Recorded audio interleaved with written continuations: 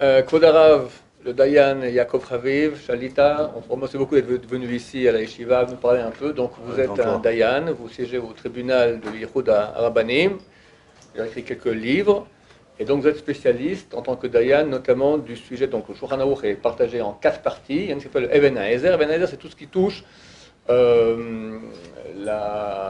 relations hommes-femmes au niveau mariage, divorce, statut, les Kohanim, les Mamzerim, etc. Et c'est un sujet que beaucoup de gens ignorent. Donc vous avez accepté de venir ici et nous parler un peu de ces sujets-là. Vous êtes donc spécialiste de tout ce domaine-là. Et donc on a quelques questions à vous poser sur le sujet. On va commencer par un sujet qui est hélas courant. Donc nous, ici, on est une charte de Balek Chouva. On a des gens, des juifs qui viennent de temps en temps, nous élèvent, des voix ils viennent de très très loin. Leurs parents sont non religieux, les grands-parents étaient dans la Shoah. Maintenant, ils viennent, ils disent qu'ils sont juifs, mais nous, on ne sait pas. Quelle est, d'après la halakha, les conditions requises pour qu'on soit certain que quelqu'un soit vraiment juif? Shalom Ouvracha, Jean.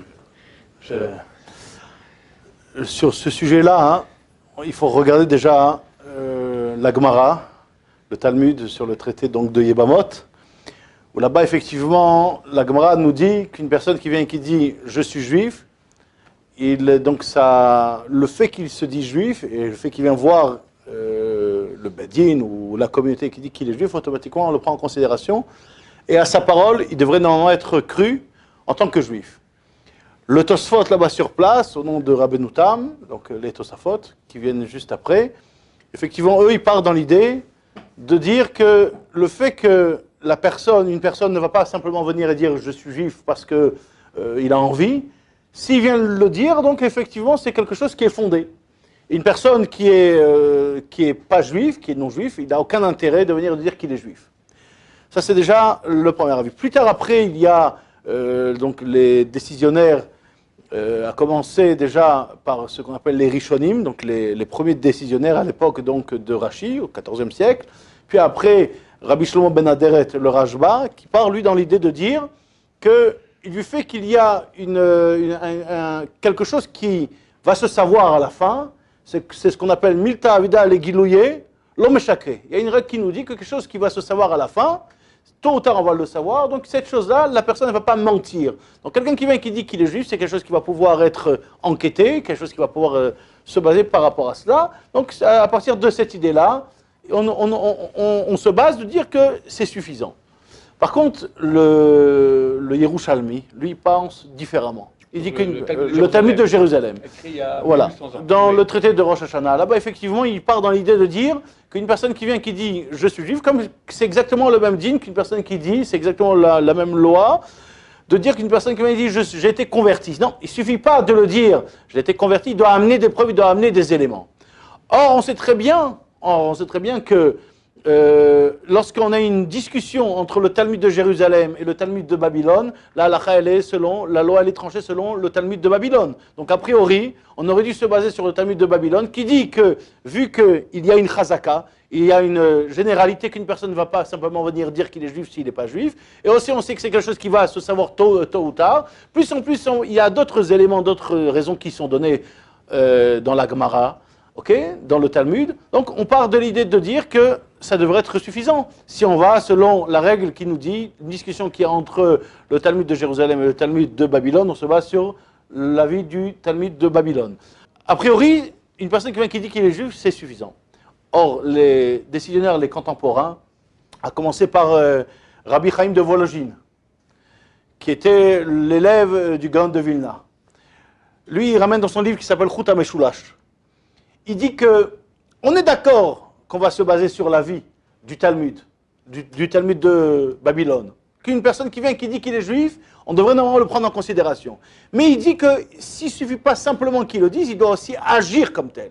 Donc il part dans l'idée de dire qu'il se doit, d'après lui, à savoir lire l'hébreu.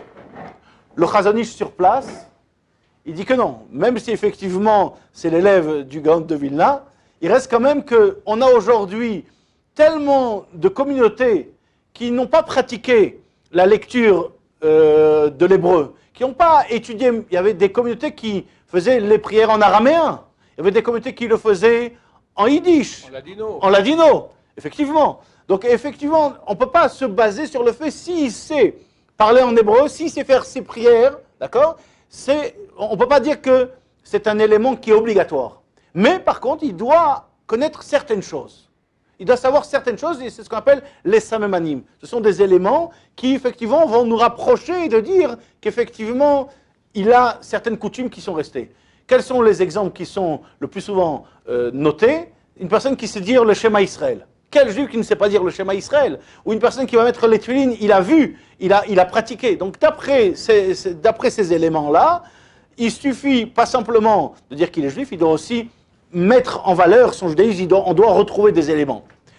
Or malheureusement, par les années, on a vu que ça s'est perdu et qu'effectivement, les éléments qui ont été rapportés par les Rishonim, par les décisionnaires qui sont venus après donc, le Talmud, à savoir à l'époque de Rashi, on voit qu'aujourd'hui, on ne peut pas dire quelque chose qui, mita, avidal et giloye, l'homme et qu'une chose qui va se savoir plus tard, alors une personne ne va pas mentir. Pourquoi on ne peut pas se baser sur cet avis-là?